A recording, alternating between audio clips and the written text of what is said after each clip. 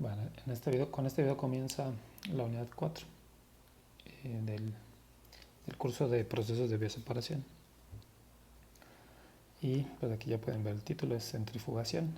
Y aquí está la definición. Es una operación que permite separar los componentes de una mezcla heterogénea, siempre que haya diferencia de densidad entre estos componentes, y para esto se utiliza un movimiento giratorio o se genera pues una fuerza centrífuga. Seguramente en el laboratorio, en más de algún laboratorio, han utilizado una centrífuga. En esta parte de su curso reviso, como toda la parte de ingeniería, reviso la descripción matemática de este proceso de centrifugación y lo voy a hacer en el laboratorio y a nivel industrial. ¿Sí? Entonces vamos a conocer los dos. Como digo, seguramente hemos usado una centrífuga, pero no tenemos idea de nada de lo que está pasando desde el punto de vista matemático.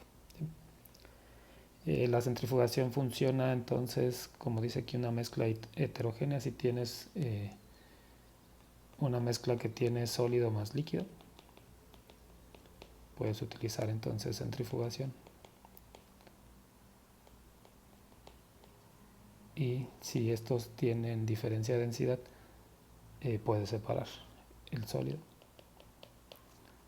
del líquido. En el laboratorio seguramente han usado la centrifugación para separar células de líquido o del medio de cultivo.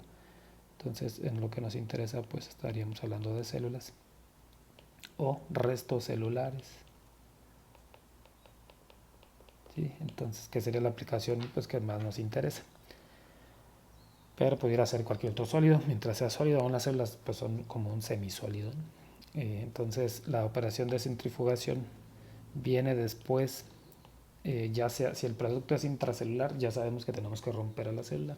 Ese rompimiento genera restos celulares y el líquido necesitamos hacer la separación de esos restos celulares de la solución y podemos usar entonces centrifugación.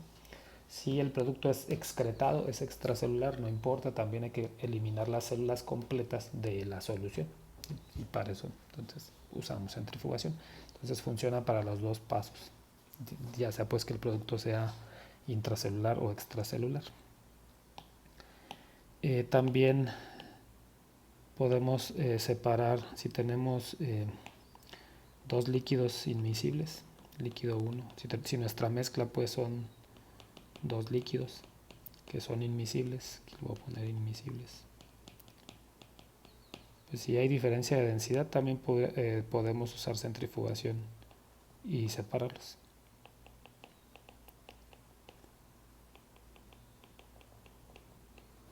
¿Sí? Entonces, mientras haya diferencia de densidad podemos separarlos.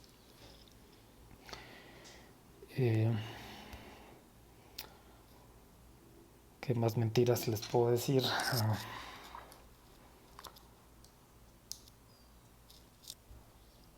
Bueno, cuando estamos hablando de procesos industriales, necesitamos que esa separación pues, se realice a cierta velocidad y generalmente pues, esa velocidad es rápida.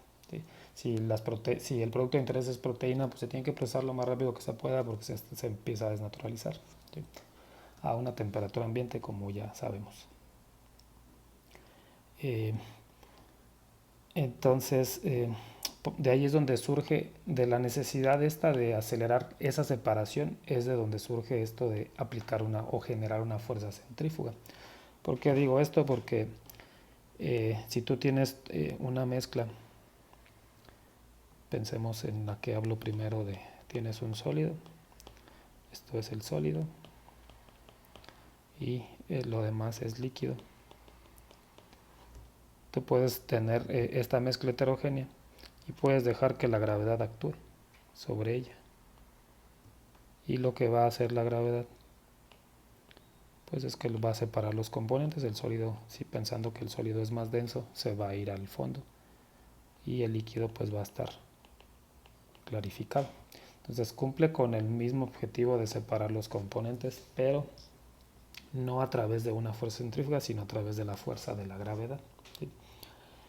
Entonces, sí, mientras haya diferencias de densidad en los componentes, los podemos separar ya sea por la fuerza de la gravedad o por un campo centrífugo. La desventaja, como ya dije, es que la fuerza de gravedad pues es una fuerza muy pequeña. Sí vamos a poder separar, pero se traduce que te va a llevar mucho tiempo. Si la separación que tú persigues hacer no es crítico el tiempo, es decir, no necesito hacer la operación de separación rápido. Si puedes decir, al día siguiente quiero que ya estén separados, puedes utilizar nada más la fuerza de la gravedad. Pero si quieres, no, yo quiero en una hora ya esté separado, vas a tener que aplicar centrifugación. Al proceso entonces como ven, la gravedad funciona para separar. Específicamente cuando se habla del efecto de la gravedad en la separación, no se le llama centrifugación, se le llama sedimentación.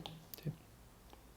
Entonces sigue siendo la misma definición de centrifugación hasta esta parte de aquí, donde se utiliza pues la fuerza centrífuga. Lo que en sedimentación pues se utiliza la fuerza de la gravedad. Y voy a empezar entonces primero a describir esta sedimentación de manera desde el punto de vista matemático y luego ya nos regresamos a centrifugación. Entonces vamos aquí a considerar lo siguiente. Considere una partícula esférica de diámetro dp y densidad ρp, que se encuentra suspendida en un líquido estancado de densidad ρl.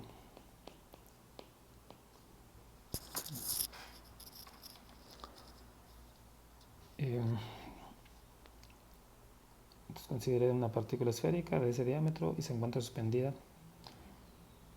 en un líquido estancado de densidad ρl. Y vamos a poner aquí que está sometida a la acción de la gravedad.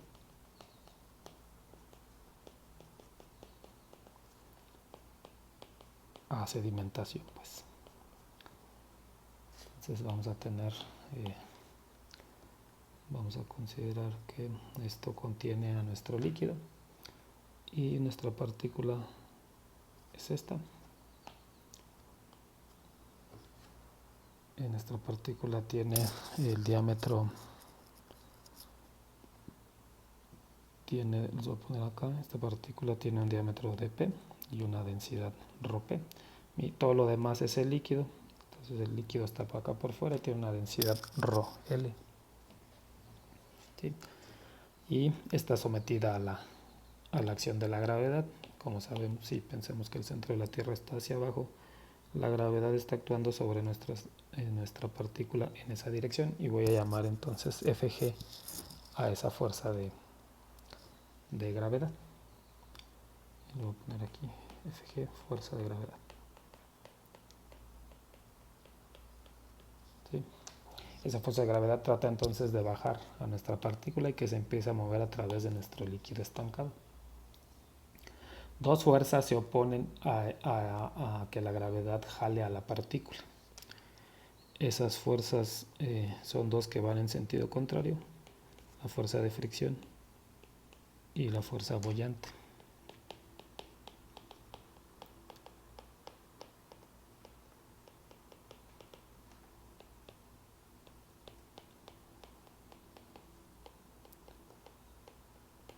¿Sí? La fuerza boyante o de flotación. Esos se están oponiendo a que la gravedad jale o se lleve hacia abajo a la partícula. ¿Sí? Cosas generales que, por si no recuerdan,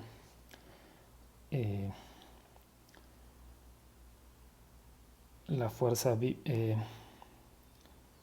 boyante tiene que ver con que la partícula, para poder bajar, tiene que forzosamente desplazar líquido en dirección opuesta.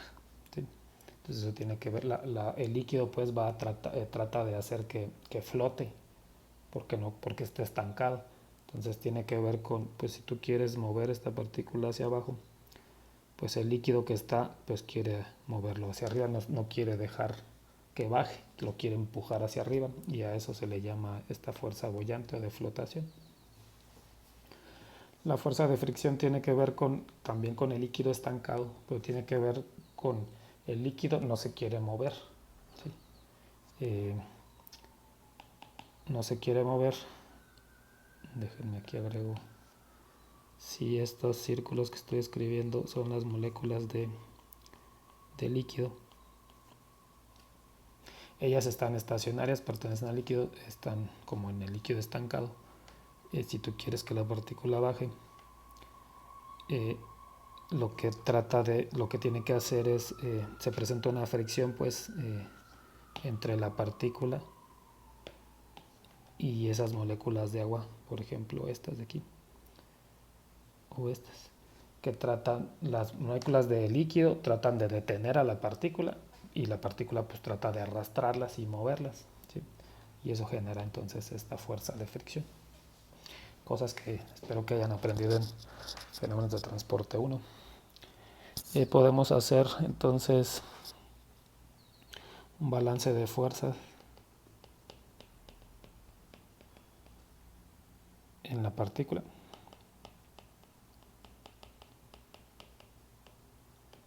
Y lo vamos a hacer en estado estacionario. Los balances de fuerza pues, seguramente los hacían en la prepa y usaban esta ecuación. La sumatoria de las fuerzas tiene que ser igual a 0. ¿Sí? Entonces aquí fuerza de gravedad le vamos a asignar pues signo positivo, y las otras que se oponen los signos negativos. Ahí estaría entonces el balance de fuerzas sobre esa partícula. La fuerza de la gravedad, pues sí conocemos expresión.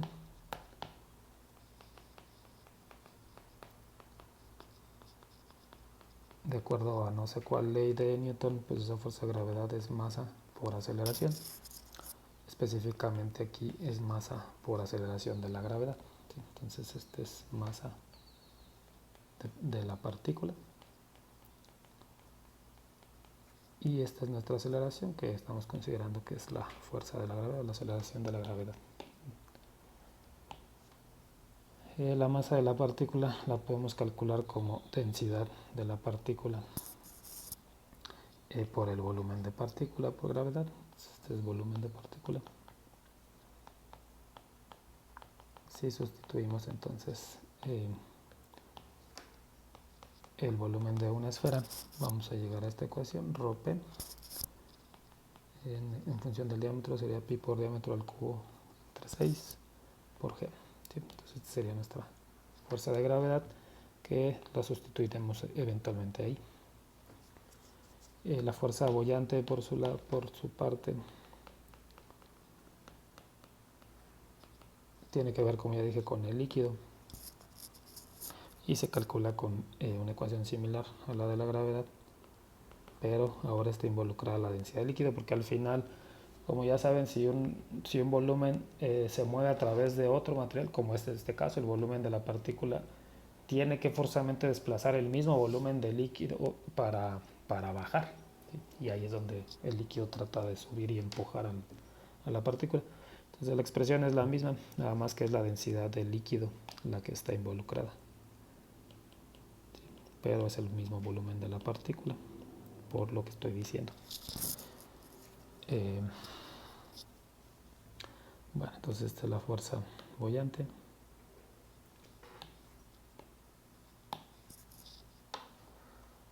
Que sustituiremos por acá. La que nos falta es la fuerza de fricción.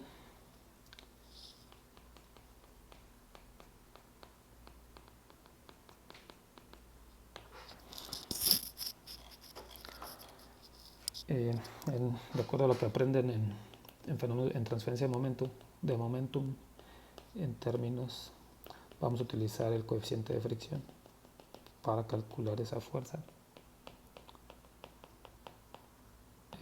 El coeficiente de fricción le voy a llamar F. La fuerza de fricción pues es el producto de ese coeficiente de fricción, un área, la densidad de la partícula y una velocidad. voy a llamar BG al cuadrado entre 2. Este de aquí sigue siendo la densidad de la partícula, ya la definimos. Lo que está aquí de más es esta área, que es el área transversal de la partícula.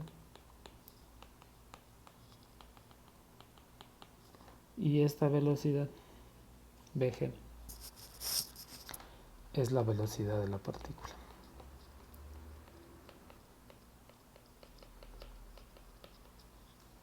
Y también es común que se le llame velocidad de sedimentación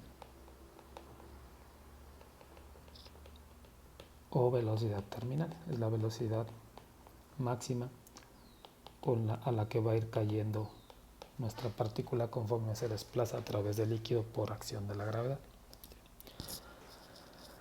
Ese coeficiente de fricción, como espero que aprendan en un momento, pues depende del régimen. Entonces, F depende del régimen, del régimen de flujo. Y como saben, el régimen pues se calcula a través del número de Reynolds. Pero este número de Reynolds, ahorita lo voy a definir, tiene que ver con la partícula. Les voy a poner ahí el número de Reynolds para nuestro caso. El número de Reynolds lo vamos a calcular utilizando la densidad de la partícula, la velocidad esta de la partícula, el diámetro de la partícula y la viscosidad del líquido.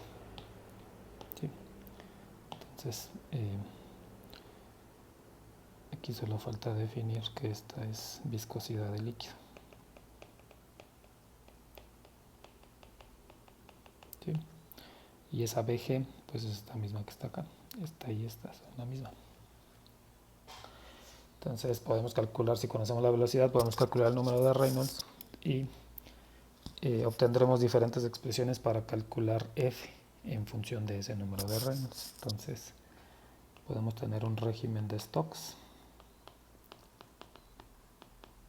que este se obtiene cuando ese Reynolds es menor a 0.4, y la expresión para calcular F pues va a ser esta que conocen para el régimen laminar, 24 entre el número de Reynolds.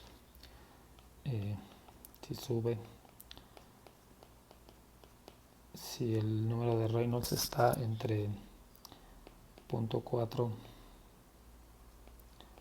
pero es menor a 500, le vamos a llamar régimen de Allen. Al anterior se le llama régimen de Stokes.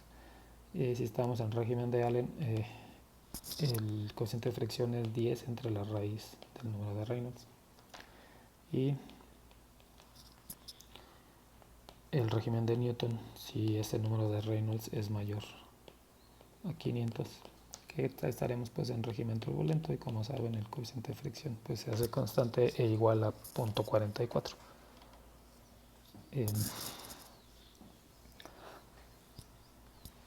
Voy a regresar acá a las aplicaciones que nos importan más,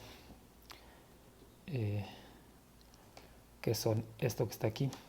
O estamos separando células de líquidos o restos celulares de líquidos, y ese material que le llamamos sólido, pues cuando es la célula completa, pues ya saben que la mayor parte es agua. Entonces la densidad de una célula no es muy diferente a la densidad del agua. Los restos celulares, pues es esa parte también un poquito más densa que la célula, porque ya se liberó el agua, ya solo quedan, por ejemplo, las membranas celulares, o la célula pues fracturada, pero ya no contiene agua. Entonces, aún en ese caso, la densidad de ese resto celular tampoco es muy diferente a la densidad del líquido o del cultivo celular, que va a ser cercano a la del agua. ¿Sí? Entonces estamos hablando de materiales que sí tienen diferencias de densidades, pero no son muy diferentes esas densidades. Y eso, como vamos a ver ahorita más adelante, se va a traducir a que la velocidad con la que cae la partícula, esta velocidad Vg, son valores muy pequeñitos. ¿Sí?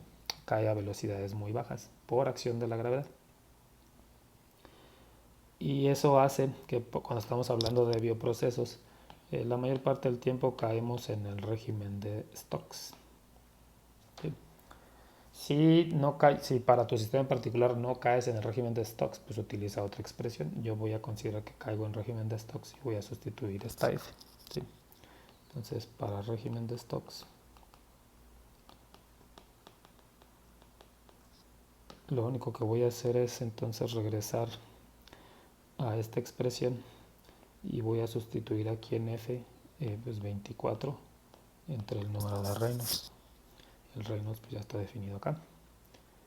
Entonces hago esa sustitución y voy a obtener esta expresión para calcular la fuerza de fricción, que sería 3pi, diámetro de la partícula, densidad del líquido y velocidad terminal de la partícula.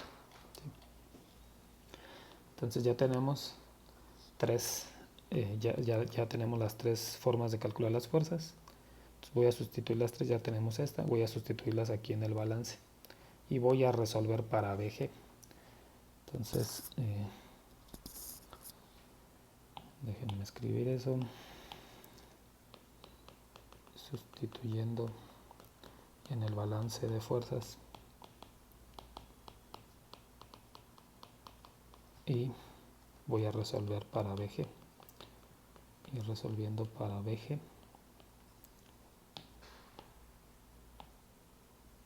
vamos a obtener esta expresión. BG es igual al diámetro al cuadrado, rho P menos rho L por G entre 18 mu L. Tenemos esta expresión que nos dice a qué velocidad, o con esta expresión podemos calcular la velocidad a la que la partícula va a ir descendiendo. Entonces, ya la partícula va a ir en esta dirección y su velocidad de caída o descenso va a ser Vg, la máxima, la terminal pues. Esta ecuación es común que se le llame ley de Stokes y pues tiene que ver por la selección del régimen. ¿Sí? Entonces es velocidad terminal por acción de la gravedad. ¿Sí? Aquí sí ya aparece de manera explícita nuestra fuerza impulsora. Entonces, como pueden ver, aquí está. Esta sería nuestra fuerza impulsora y es la diferencia de densidades entre la partícula y el líquido. Mientras más diferencia haya entre esas densidades, pues las velocidades van a ser mayores. ¿Sí? Bueno, entonces esa expresión permitiría calcular a qué velocidad cae la partícula si conoces la distancia que quieres que recorra y conoces la velocidad a través de esta ecuación, pues puedes establecer y decir, pues mira, va a caer en 10 horas, va a recorrer esta distancia en 10 horas.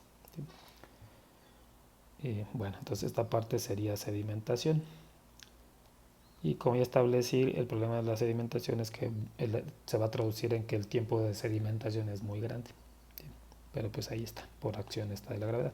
Si quieres acelerar el proceso, tienes que hacerlo con centrifugación y crear una fuerza centrífuga.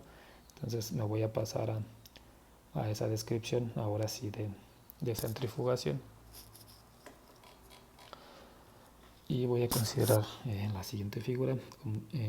Vamos a tener el centro y lo voy a girar a una velocidad. Voy a hacer que gire el centro, ahí va a estar R igual a 0. Y voy a considerar que tenemos la siguiente situación, o como representación pues de la centrifugación.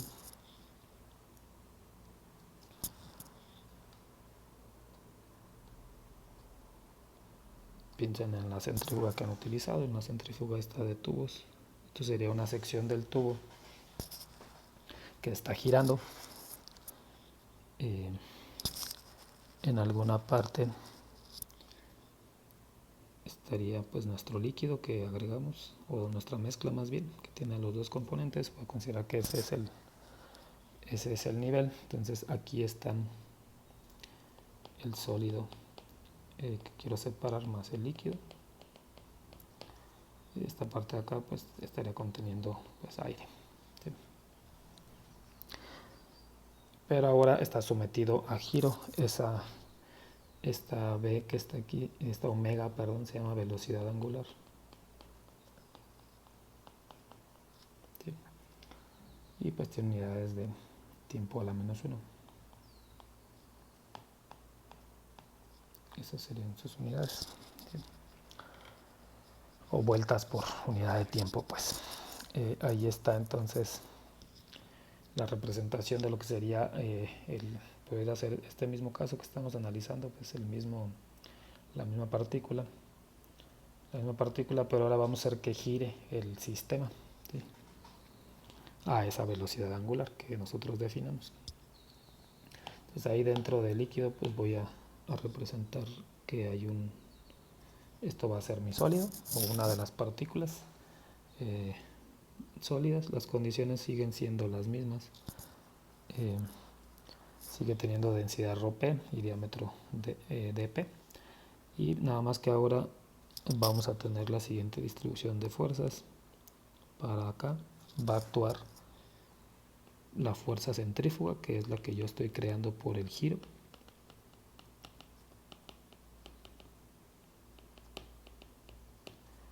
Y de manera similar pues tenemos a las otras dos que se oponen a ese movimiento. Tenemos la boyante y la de fricción.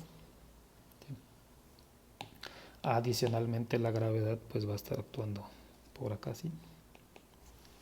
¿Sí? Entonces la fuerza que se genera por el giro es la de la fuerza centrífuga. ¿Sí? Ahorita vamos a aceptar como acto de fe lo siguiente. Esta fuerza centrífuga es mucho mayor que la fuerza de la gravedad, de tal manera que la vamos a despreciar, y más adelante vamos a ver que eso es completamente válido. Entonces igual podemos hacer un balance de fuerzas en la partícula, que como ya dije sigue teniendo las mismas consideraciones. Sigue siendo un diámetro P, una densidad ρp, y el líquido pues es densidad ρl y viscosidad μL. ¿Sí? Si hacemos el balance de fuerzas, pues obtenemos una expresión similar a la anterior. Fc sería positivo menos F boyante menos F de fricción igual a 0. Ya despreciamos la de la gravedad. Ya tenemos expresiones para calcular estas dos. Van a seguir siendo las mismas. No va a cambiar por esta situación del giro. La que es nueva es la fuerza centrífuga. Es nueva en el sentido. La definición es exactamente la misma de la fuerza de gravedad.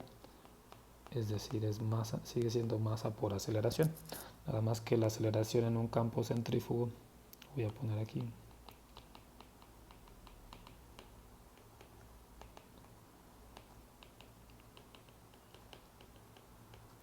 está dado por esta expresión, es la velocidad angular al cuadrado por r, por la distancia.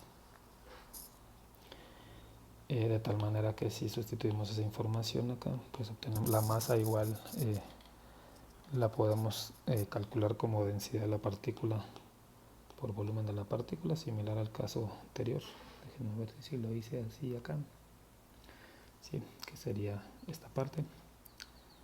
Y lo que va a cambiar no es la fuerza de la gravedad, es la aceleración centrífuga, que sería omega por r.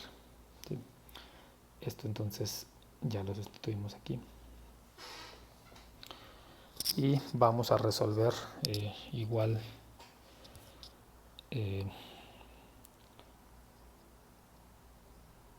vamos a resolver para esta velocidad. Entonces la fuerza de fricción va a seguir siendo esta expresión, y la boyante, donde la tengo, va a seguir siendo esto. Eso no va a cambiar. ¿Sí? Lo que voy a cambiar nada más para diferenciar es que esta B no la voy a llamar BG, la voy a llamar B omega. ¿Sí? Entonces sustituyendo en el balance de fuerzas y resolviendo para velocidad omega, ¿sí? Y lo voy a cambiar así nada más para poderlo diferenciar. Esta sería la velocidad terminal en un campo centrífugo. Bueno, no le voy a llamar, nada más le voy a llamar velocidad en un campo centrífugo.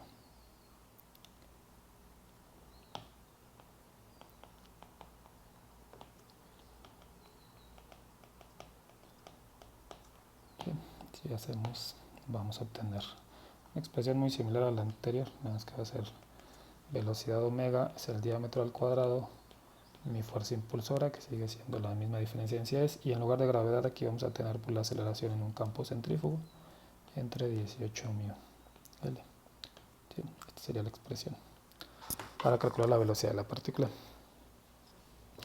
A diferencia de la expresión de la ley de Stokes, esta de aquí abajo, esta velocidad es constante para el régimen de Stokes, porque todo es constante, el diámetro de la partícula es constante, la gravedad es constante, la diferencia de densidades es constante y la viscosidad también lo es. Acá seguimos teniendo cosas pues, que son constantes, el diámetro de la partícula es constante, esta diferencia de densidad es constante, la viscosidad es constante, la velocidad a la que yo quiera girarlo también es constante, pero la R no es constante, es decir, la posición. Si regresamos, bueno, si vemos ahí a la partícula,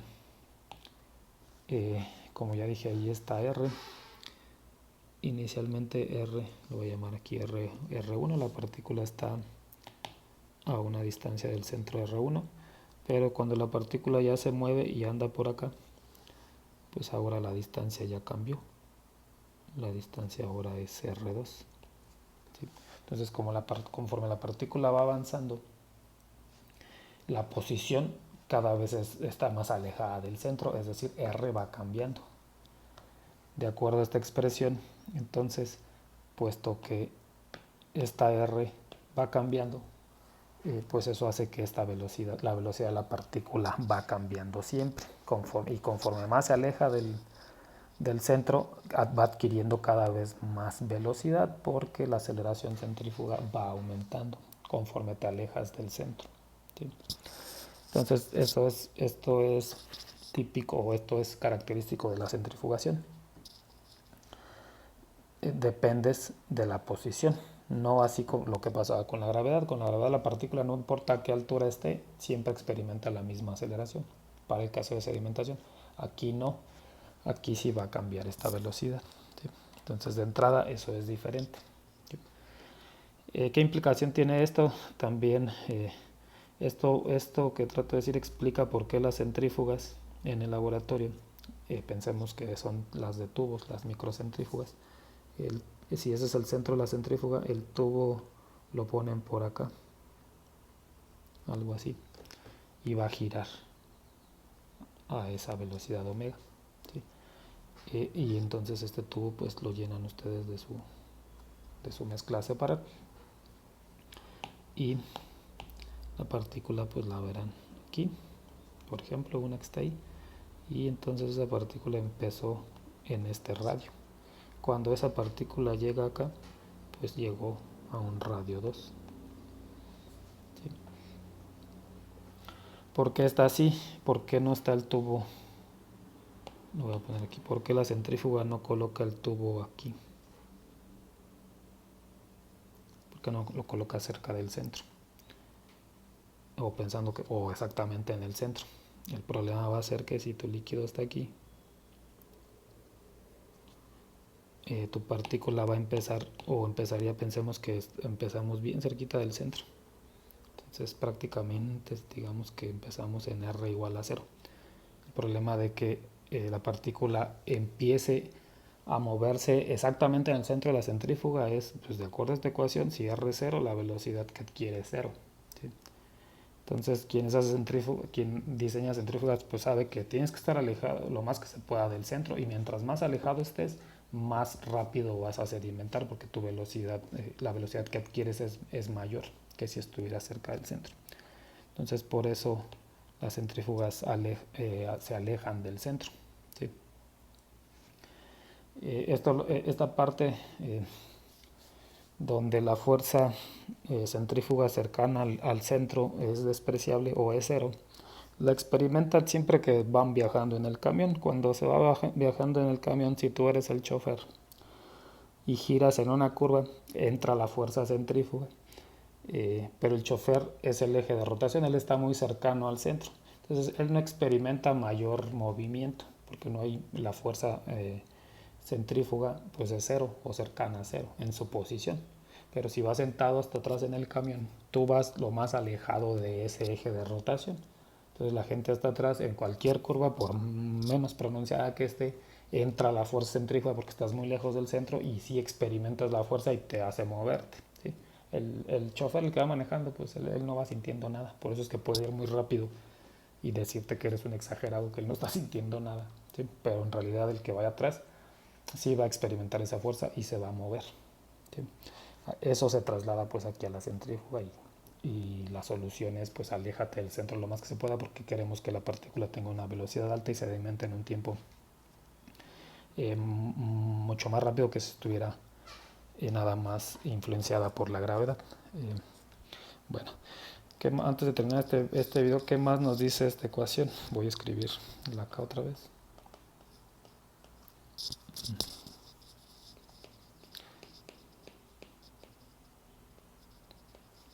Ahí está la ecuación, ya establecimos la dependencia de la posición.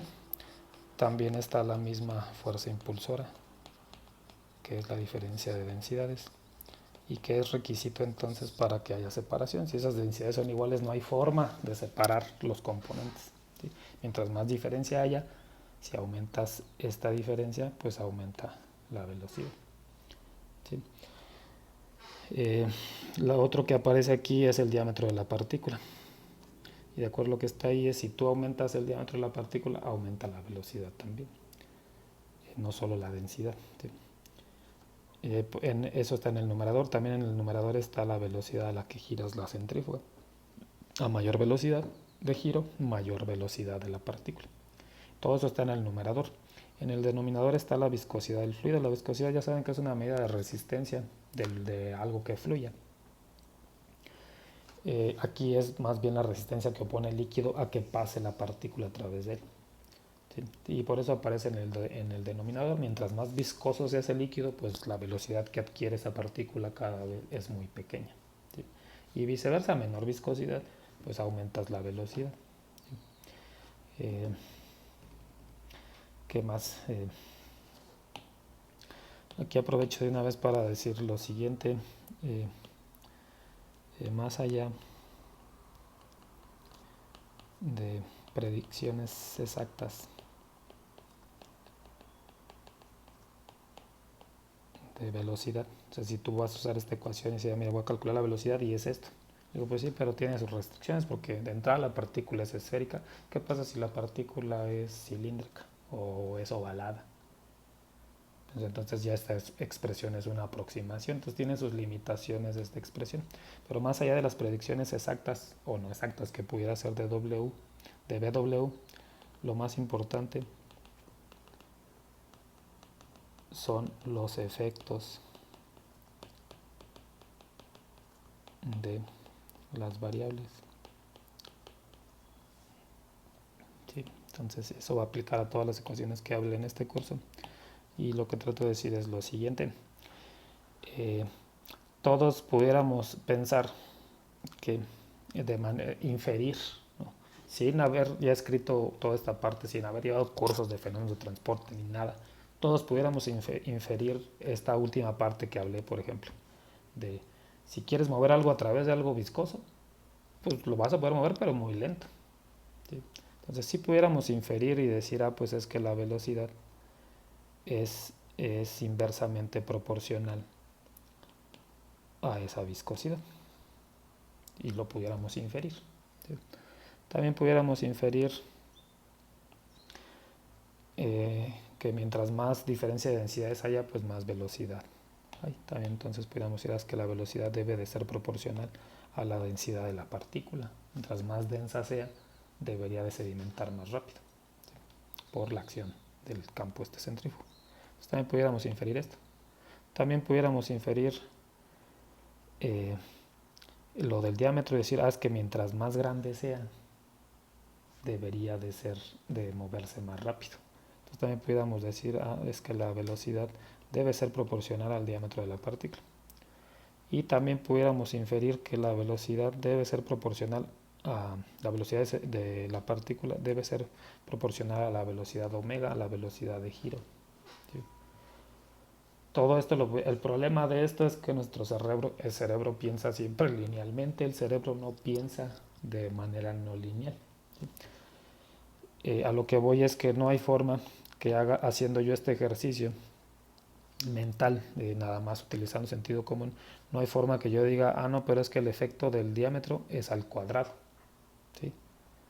O sea, si aumentas el diámetro 10 veces, la velocidad aumenta 100 veces. Entonces, el cerebro siempre va a pensar, aumentas 10 veces el diámetro, la velocidad debe aumentar proporcionalmente 10 veces.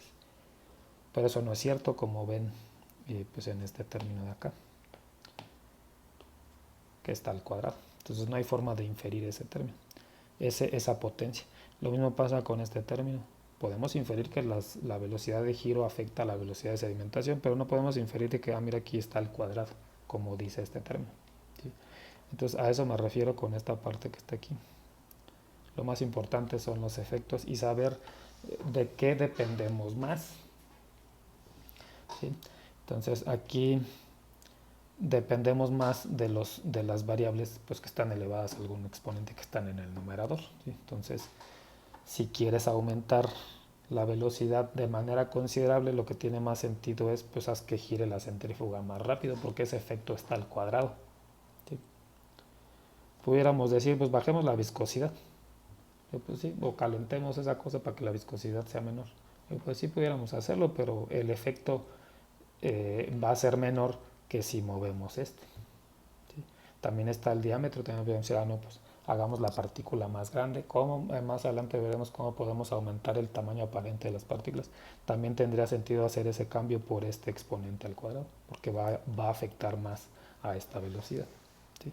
Entonces a eso me refiero con lo que está aquí en azul. Más allá de predicciones exactas, lo más importante son los efectos de las variables, y eso solo sale de las matemáticas, no sale de la parte, la descripción más exacta, pues, ¿sí? El sentido común sí nos puede ayudar muchas veces, pero esos exponentes no hay forma de que los podamos establecer a priori. Y eso es todo por esta parte de centrifugación.